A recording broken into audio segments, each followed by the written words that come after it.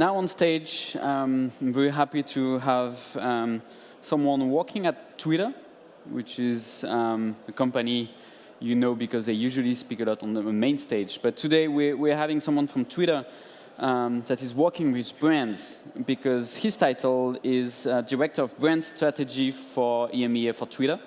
And so during the next 20 minutes, he will explain you what he's usually advising to brands to do, usually on Twitter and more generally on the web. So please help me welcome Josh Grau from Twitter on stage.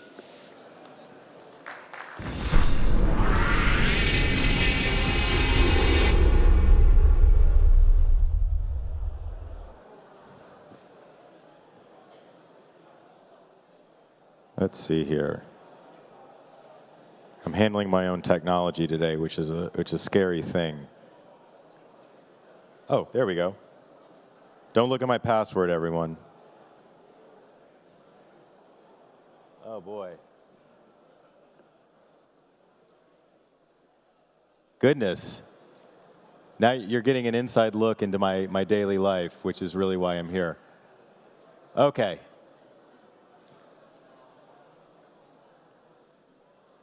Whew, manual labor. Hello, everyone. I thought my name was Josh Grau, but I just attended a very intensive hair and makeup session, so I'm not really sure who I am anymore. But as it was said in the introduction, I look after brand strategy for EMEA, which is essentially our group that works with our largest and most strategic advertisers, helping them really understand Twitter and the creative possibilities that exist on the platform. Some of you may have seen my colleague yesterday, Michael Sippy, who's our VP of Product, actually partake in an interview talking specifically about Twitter products. I'm going to play him for a second. This morning, we actually made a really great announcement about the newest versions of our native mobile apps for Android and for iOS. So if you haven't downloaded them, they're pretty fantastic. Some really great updates. Pretty exciting day for Twitter on the mobile side. But today, I'm going to be talking more about the brand side and how we work with advertisers on the platform. At the last LeWeb', one of my esteemed colleagues, Katie Stanton, who's actually based here now in Paris, talked about our plans to open up business operations here in France. Fast forward to today, and we actually have a thriving office in Paris of about 15 people, media, sales, and marketing professionals. And additionally, we've opened up for business across several other European countries. So it's a really exciting time for the EMEA region and particularly continental Europe. And I've had a great time coming over here and working directly with brands. So today, I'm going to talk with you about the idea of marketing in the moment. So as I've been meeting with brands over my last 3.5 years at Twitter, they obviously see us as a really powerful real-time platform. And the idea of real-time is something that all marketers are looking to conquer and be really, really successful at. And so our job at Twitter, and particularly my group, is to help brands understand how to not only be real-time, but be very contextual and be very relevant in those moments.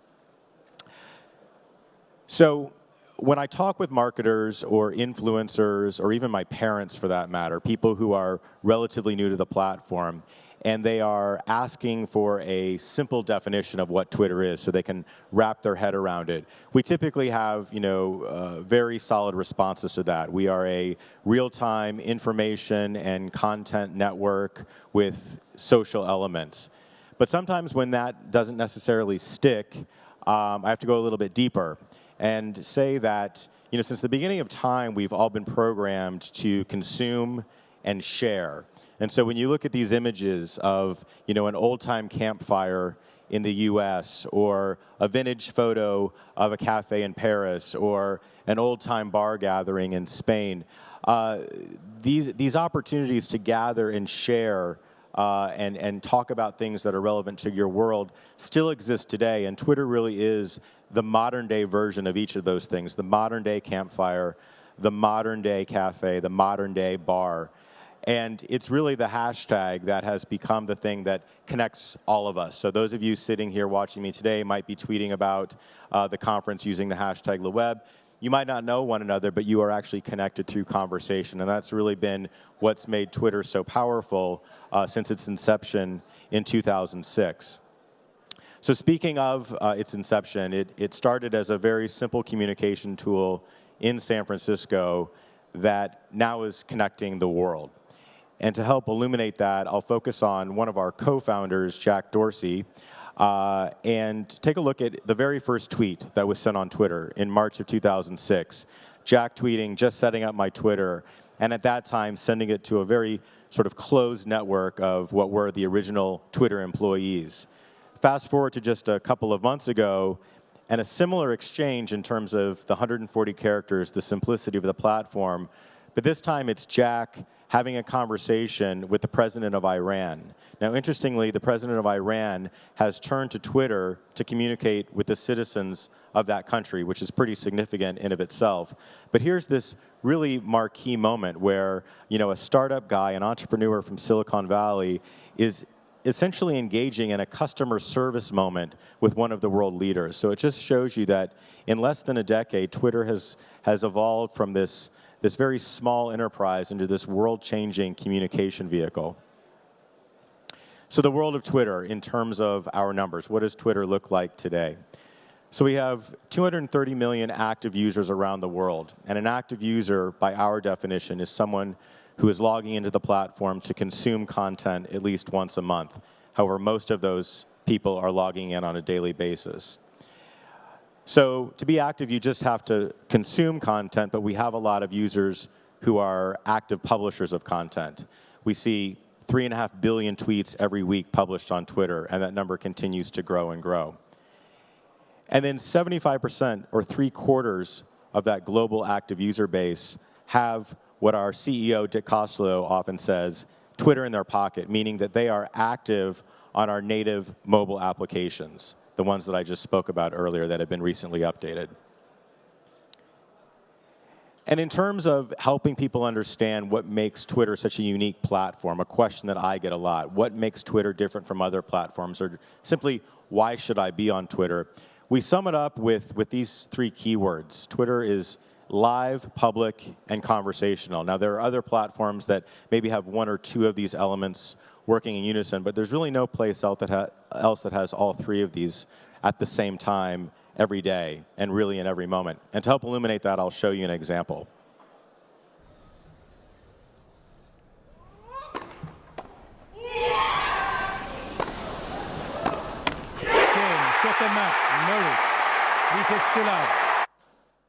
So for tennis fans in the audience, if you watched this year's Wimbledon, it was a particularly significant final. Andy Murray, a Brit, broke a 77-year spell of bad luck against British tennis champions and actually brought home the Wimbledon crown. Now, the Wimbledon final and all key sporting events always get a lot of excitement and activity on the platform, but this year in particular, Twitter was buzzing, to the tune of over 3 million tweets in that moment when Andy Murray won Wimbledon and broke that spell. So live, it's happening live on the tennis court, it's happening live on TV, and it's happening live on Twitter.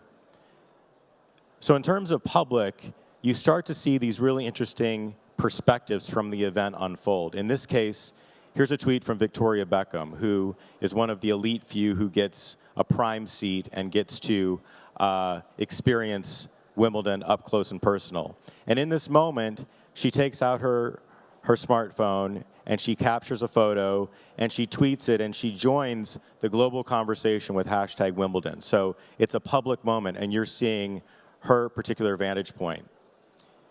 And then a little bit later, you actually hear from Andy Murray himself. And you get to see the unfiltered raw emotion of this new champion using 5 exclamation points to express the sheer joy and surprise of what he had just accomplished. So this public and unfiltered moment that you get to see. And then conversational. So in this case, you see another great tennis champion, Andy Roddick, congratulating his friend, Andy Murray, on what people thought might have been the impossible, and Andy Murray responding, saying, "Hey, thanks, mate." But this was also a key moment for brands. So many advertisers were clamoring to be a part of this conversation. Chief among them was Adidas. They sponsor Andy Murray, so they definitely had a lot riding on this final. And in the moment of him winning, they were able to launch a really contextual piece of content, the 140 characters that had a lot of meaning, and a really great photo embed to help capture the moment and join the conversation in a contextually relevant way. So Twitter is filled with these marketing moments. So where do they exist? Well, they're happening every day. They're happening in every event. So the world's events are essentially happening conversationally on Twitter. And they're happening in every broadcast. So Twitter and TV have always had this really strong relationship. But 2013 has been a significant year for a lot of different reasons. So in terms of the everyday, daily conversations for marketers are really mini events if you think about it. So one example, we know and we can provide to marketers the level of conversation that's happening around really any keyword or any hashtag. So brands that want to get closer to lifestyle conversations. For instance, people are expressing that they're tired. We know how much in terms of volume is happening on the platform every day and every week. And we also know those key moments during the day when people are talking about being tired the most. But it's not just people saying, I'm #tired. Certainly that happens. Our users are really creative themselves. They're almost marketers if you think about it. And so you start to see these really rich conversations emerge around general topics like #why can't I sleep at night? And this is created by a user, typically, who's trying to generate some creativity around a general topic. Again, that modern-day campfire, that modern-day cafe, that modern-day bar. And in this case, the conversation starts to erupt, but it's an opportunity for a brand marketer like ZQuil, who's here on this earth to help those of us who can't fall asleep get to sleep quicker. Now, instead of joining this conversation in a really disruptive, chaotic way and saying, go to the store and buy ZQuil, they really use a soft approach to join the conversation using some humor, but being very contextually relevant by saying, you know, hey, these tweets will be here tomorrow. Let's all go to sleep together. So again, marketers who really embrace this opportunity are the ones who are driving the highest engagement and making the most significant lasting impressions with their consumers. Events on Twitter are a really huge thing. We started seeing the conversations erupt years ago, and it just keeps getting bigger and bigger. So events on Twitter can be created or captured or both. So locally here in Paris, Warner Brothers has done some really great work. And for the film The Conjuring, they wanted to create an event out of this movie release. And so what they did was invited the users to actually create the reviews. So sometimes you'll be thumbing through the newspaper and you'll see the advertisement for the film and you'll see the quote from the movie critic. Well, they turned it on its head and they actually reached out to users to actually create that new headline. Then they created a piece of rich copy and tweeted it out. So they were really sort of honoring select users who were the most creative. So turning a movie premiere into a real event on Twitter, creating that moment. In the case of PlayStation, this is them capturing something that's very specific to their brand. So they were paying attention to the headline news, and they see this headline talking about how Prince William actually wants to have a PlayStation, but maybe his wife, Kate, won't let him have it. So they turned it into their marketing moment. They were actively listening, and they turned it into something that users would really get a kick out of. And then when you look at Heineken during the UEFA final from this past spring, they used our Vine platform, our 6-second video loop, to do something really creative and really simple that helped them defy the contentious rights issues when you're trying to capture real-time highlights. So instead of them sending out actual highlights of the final, they used Vine to create finger puppet highlights. So kind of silly, a little bit hokey, but users loved it. And going back to Twitter being a global platform, here's a Dutch brand in Brazil that is live tweeting about an all-German final that took place in London. That's really what Twitter is all about. And then in terms of this idea of doing both, sort of capturing an event, but then creating something as well, Burberry does an amazing job of capturing the conversation of London Fashion Week, as well as Paris Fashion Week and New York Fashion Week, and then creating an event within the event. And so in this case, this year, they live streamed, I should say, the fashion shows inside the tweet to their followers and people interested in the London Fashion Week conversation. So lots of rich opportunities for brands in the event space on Twitter. In terms of TV, so every broadcast, the action is on TV, but the conversation is really on Twitter. So in the example I'm going to show you is really the power of Twitter as a real-time platform. Users are watching events unfolding on TV, and they're essentially live tweeting. There have been many times where I haven't been watching it on TV, but I feel like I'm right there because of the conversation that's happening on Twitter. So I'm going to show you a clip from a football match, and you can see in the blue is the typical hashtag of the game itself. And then in white is the player's name, who hasn't really done much until something significant happens. And you can see the immediate shift in the conversation on the platform. So in blue is the hashtag, official name of the game. In white is the name of the player. Suddenly, he becomes the hero of the game, of that moment. And it's moments like these that make someone, like a player who maybe isn't that well known, go from having thousands of followers to having tens or hundreds of thousands of followers. That's the power of the platform in real time. And so marketers who want to seize these moments are the ones who are creating command centers and actually watching these events unfold and launching campaigns in real time that, again, are contextually relevant. So we have obviously seen a lot of brands integrate hashtags into their on-air creative, which is typically a free and very lightweight addition to what they're already producing. And the results back on Twitter are really significant. So on average, we're seeing that there is 60% more engagement back on Twitter when a brand does something as simply as adding a hashtag into their creative. Now add that to placement inside a premium broadcast, and results are really, really strong. So to help illuminate kind of where we're headed with Twitter, I'm going to show you a really interesting visualization that was created by our new chief scientist, Deb Roy. And this is really to show you sort of the power of the crowds on Twitter. And we're working closely with the likes of Nielsen and Kantar, who are really taking the opportunity to leverage Twitter data and show causation. So all of this activity happening on Twitter is actually influencing people to tune in. So take for an example the X Factor in the UK, a popular music reality show. And in white, that's the entire population of people watching the show. Now, it's a reality show that runs for an hour between 8 and 9. And throughout the show, there are these often outlandish moments. In this case, here's an audition, and the person is just terrible. And one of the judges, Sharon Osbourne, has a laughing attack. In blue, you see someone who's watching the show and tweeting at the same time. And this moment happens, and they turn to Twitter, and they tweet about it. Now, we'll take a look at what happens with this one person and this one tweet. So the moment happens around 8:30, and it hits the first follower. And then after that, that tweet hits a few more of this person's followers. And you see the majority of them are in that primetime viewing window between 8 and 9, a few of them out.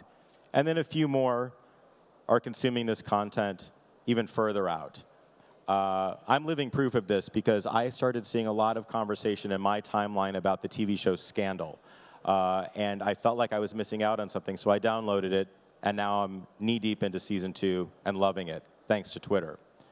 So this is the effect of one person, but what happens when the entire universe of people watching and concurrently tweeting are doing the same thing? Well, you see an immense amount of tweets, an immense amount of tweet impressions that we can actually measure.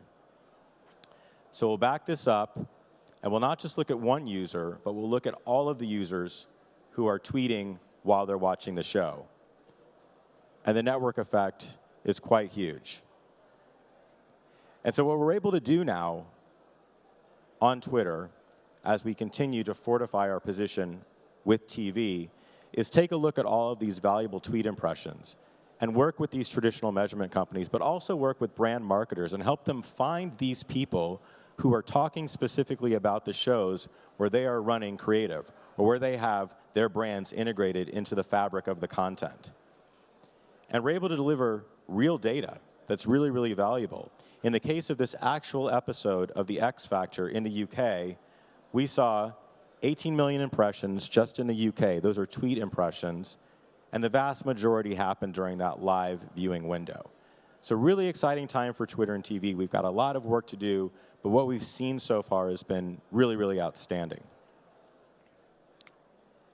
And importantly, for brands, when they're thinking about the value proposition of Twitter, in addition to being able to capture these key moments, Twitter really helps brands show their human side, which is really, really important. And we're seeing brands express their human side, their heartbeat, in different ways. First, through two-way conversations, which is really, really key. When people are tweeting at you, it's a key opportunity to respond to them in the moment, or when they're tweeting about you. In this case, it's a personal example. I was in Amsterdam, and I had a question about my frequent flyer program, so I tweeted to KLM, and within minutes, they responded with the information that I needed. So again, I felt like there was an actual human being there. It really helped humanize the brand for me in that moment. So customer service is one of many ways in which marketers are leveraging the platform to have those two-way moments. Through good humor. So a lot of times, people go to Twitter because there's a lot of humorous content. And it's a great opportunity for brands who are humorous by nature to keep going strong with that, or for those who aren't, to sometimes let their guard down and have a little bit of fun.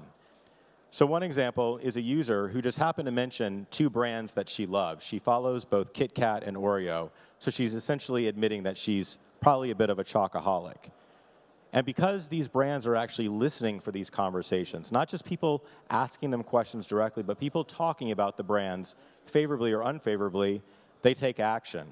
So then Kit Kat challenges Oreo to a battle for this user's affections and uses a simple piece of photo-embedded content and creates a tic-tac-toe board using Kit Kats and asks Oreo to play this game. And Oreo, who doesn't want to be bested by Kit Kat, responds with an even better response, taking a bite out of the Kit Kat, essentially saying checkmate to the Kit Kat brand. Now, for this user, what you don't see here, what I'm not showing, is her response. And the response of people who are following her. She's retweeting this conversation happening. If you thought she was a brand loyalist before, it's to another level after this exchange. So this good humor and this playfulness really, really went a long way. And thoughtfulness. So authenticity is key to success on the platform, but taking those moments to sort of step away from the brand and just be really thoughtful and mindful of what's happening in the world. And obviously, the passing of Mandela was a huge conversation topic on Twitter. And in this case, here's a really classy tweet from Coca-Cola, who stepped aside to just sort of honor his legend with a significant quote and tweet that out to join the conversation. So again, humanizing themselves to say, yes, we're here to sell cans of Coke, but we're going to be aware of these significant moments that are happening in the world around us. So in closing, I wanted to leave you with a great brand example, but it's not a brand example in the traditional sense of the term.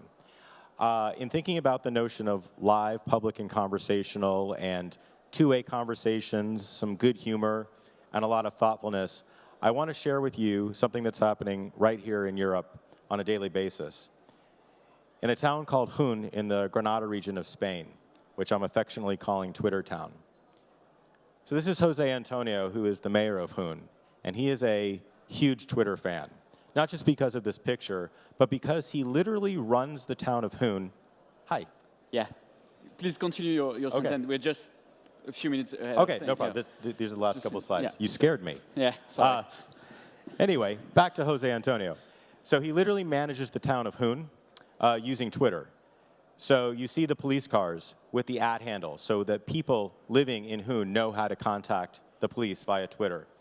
And the policemen themselves actually have the @ handles stitched into their uniforms. And so the final example of how this actually comes to life is a concerned citizen noticed that there was a telephone pole with exposed wires across the street from a playground. So what does this person do? Tweets the mayor and shows this photo. So the mayor, as promised, is listening and responds by adding in the esteemed town engineer. And sure enough, because the engineer has to be using Twitter, because that's the rule, He goes out and fixes the situation and tweets back to the concerned citizen of Hoon and the mayor with a before and after shot. So for the brand marketers in the room, if the mayor of Hoon can do this, so can you. Thanks a lot for your time, and have a great rest of the conference.